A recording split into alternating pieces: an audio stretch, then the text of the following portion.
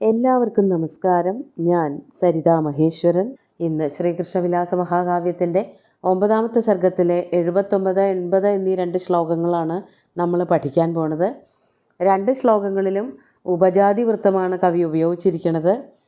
കഴിഞ്ഞ ദിവസം നമ്മൾ പറഞ്ഞു നിർത്തിയത് ശ്രീകൃഷ്ണൻ്റെയും ബലരാമൻ്റെയും അടുത്തേക്ക് 2 രഥങ്ങൾ, രഥദ്വയം, രത്നമയങ്ങളായിട്ടുള്ള 2 രഥങ്ങൾ വന്ന് ചേർന്നു. 2 പേര് ഓടിച്ചുകൊണ്ട്, 2 സാരഥിമാർ അതിനെ, ആ രഥങ്ങളെ നയിച്ചുകൊണ്ട്, ഓടിച്ചുകൊണ്ട് ശ്രീകൃഷ്ണൻ്റെയും ബലരാമൻ്റെയും അടുത്തെത്തി എന്നാണ്. അതാരായിരുന്നു എന്നുള്ളതാണ് പറഞ്ഞു തുടങ്ങുന്നത്. നമുക്ക് ആദ്യം 79ാമത്തെ ശ്ലോകം നോക്കാം.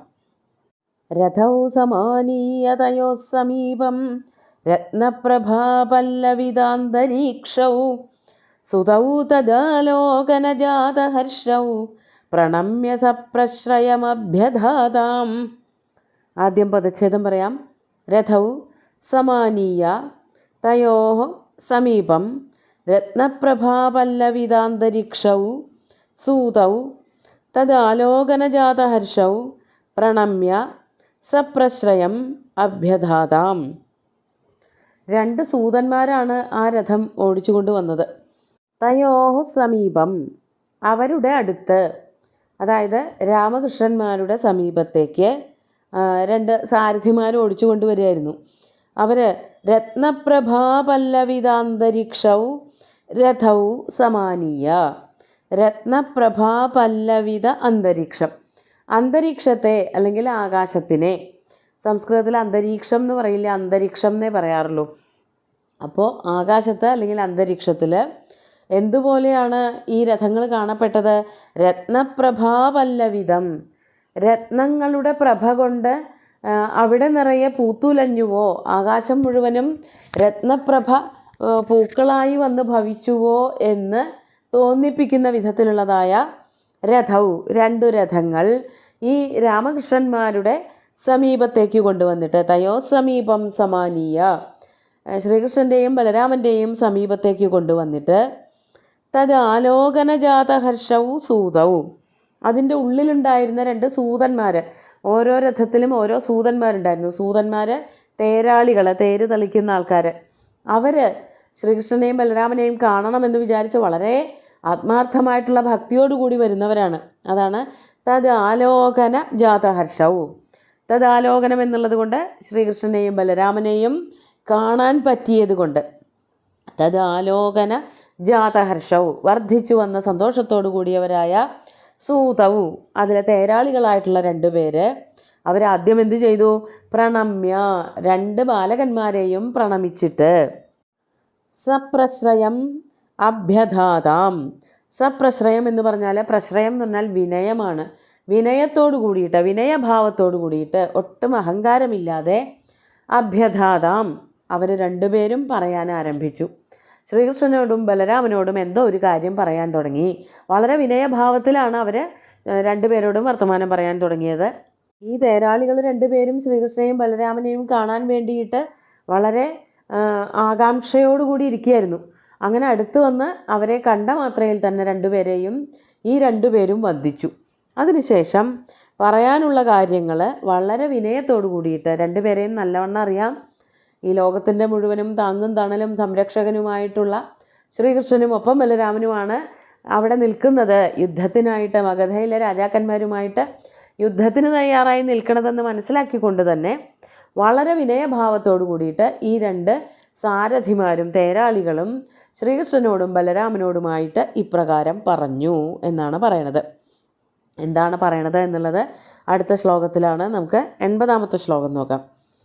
ആയുഷ്മതോരാഹവസാഭിലാഷം മനോമരുത്വാനവധാര്യ ദേവ ആദിക്ഷദാരോഹണയോഗ്യമേതദ്രഥദ്വയം സംഭൃത സർവശസ്ത്രം. നമുക്ക് പദച്ഛേദം പറയാം. ആയുഷ്മതോഹ ആഹവസാഭിലാഷം മനഃ മരുത്വാൻ അവധാര്യ ദേവ ആദിക്ഷത് ആരോഹണയോഗ്യം ഏതത് രഥദ്വയം സംഭൃത സർവശസ്ത്രം.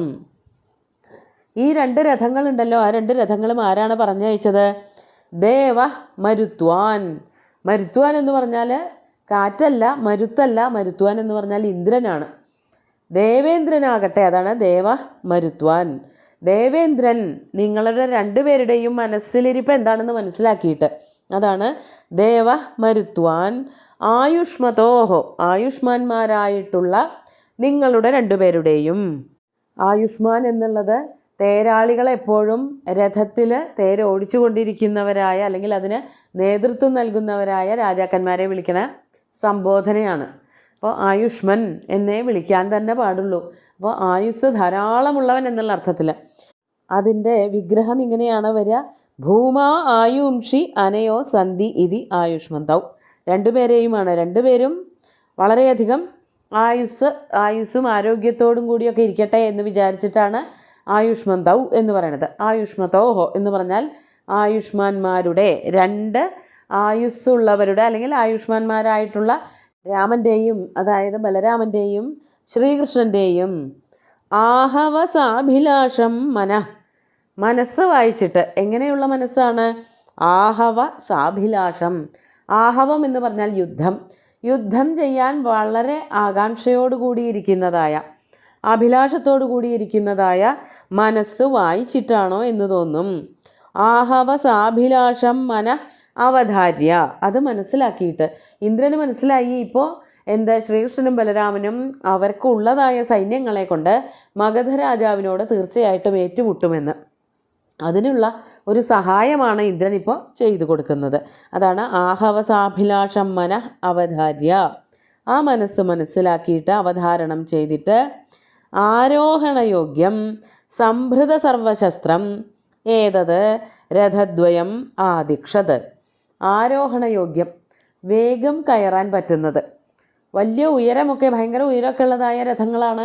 അങ്ങനെയാണെങ്കിൽ ഈ ബാലകന്മാരാണല്ലോ, കുട്ടികളാണ്, അവർക്ക് അതിൻ്റെ മുകളിലേക്ക് കയറി പറ്റുക എന്നുള്ളത് ഇത്തിരി ദുർഘടമായിട്ടുള്ളൊരു പ്രവൃത്തിയാവും. അപ്പോൾ വളരെ എളുപ്പം നിലത്ത് നിന്ന് കയറാവുന്നത്, അതാണ് ആരോഹണയോഗ്യം. വേഗം എളുപ്പത്തിൽ കയറാവുന്നതും സംഭൃത സർവശസ്ത്രം, എല്ലാ തരത്തിലുള്ള ശസ്ത്രങ്ങൾ, ആയുധങ്ങൾ സൂക്ഷിച്ചു വച്ചിട്ടുള്ളത്. അതായത് ഒരു രഥം സാധാരണമായിട്ട് യാത്രയ്ക്കൊക്കെ ഉപയോഗിക്കും. പക്ഷേ ഇപ്പോൾ ഇവിടേക്ക് കൊണ്ടുവന്നിരിക്കുന്ന ഈ രഥം എന്ന് പറയുന്നത് യുദ്ധത്തിന് വേണ്ടിയിട്ടുള്ള തയ്യാറാക്കി വച്ചിട്ടുള്ള രഥമാണ്. അതുകൊണ്ട് അപ്പോൾ അങ്ങനെയുള്ള രഥങ്ങളിൽ എല്ലാ തരത്തിലുള്ള ആയുധങ്ങളും വേണം. പോരാളികൾക്ക് ഇനി എവിടെയാണ് അതിൻ്റെ ഒരു ആയുധം, ഇനി ഏതാ പ്രയോഗിക്കുക എന്നൊക്കെ വിചാരിച്ച് സംശയിച്ച് നിൽക്കാൻ തന്നെ പാടില്ലാത്ത വിധം അത്രയ്ക്ക് സുസജ്ജമാവണം രഥം. അതാണ് ഇവിടെ പറയണത്. സംഭൃത സർവശസ്ത്രം, എല്ലാ തരത്തിലുമുള്ളതായ ആയുധങ്ങൾ എടുത്ത് സംരക്ഷിച്ചു വച്ചിട്ടുള്ളതും രഥത്തിൻ്റെ ഉള്ളിൽ സൂക്ഷിച്ചു വച്ചിട്ടുള്ളതും ആയ ഏതത് രഥദ്വയം, ഈ രണ്ട് രഥങ്ങളും ആദിക്ഷത്. ആദിക്ഷത് എന്ന് പറഞ്ഞാൽ ആദിദേശ, നിങ്ങളുടെ അടുത്തേക്ക് പറഞ്ഞയച്ചിരിക്കുന്നത് മരുത്വാനാണ്, ഇന്ദ്രനാണ്. അപ്പോൾ ഈ രഥത്തിൽ കയറിയിട്ട് വേണം നിങ്ങൾ മഗധയിലെ രാജാവുമായിട്ട് അല്ലെങ്കിൽ അവിടുത്തെ സൈന്യങ്ങളുമായിട്ട് യുദ്ധം ചെയ്യാൻ എന്നുള്ള ഒരു അപേക്ഷയാണ് ഈ സാരഥിമാർ രണ്ടുപേരും ശ്രീകൃഷ്ണനോടും ബലരാമനോടും പറയണത്.